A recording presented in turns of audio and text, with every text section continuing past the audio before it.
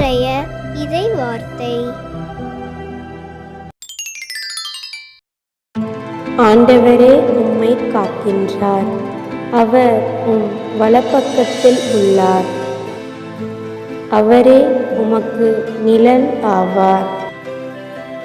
திருப்பாடல்கள் புத்தகம் அதிகாரம் 121, 5வது இறை திருவசனம். ஆண்டவரே உம்மை காக்கின்றார், அவர் உம் வலப்பக்கத்தில் உள்ளார், அவரே உமக்கு நிழல் ஆவார். திருப்பாடல்கள் புத்தகம் அதிகாரம் 121, 5வது இறை திருவசனம்.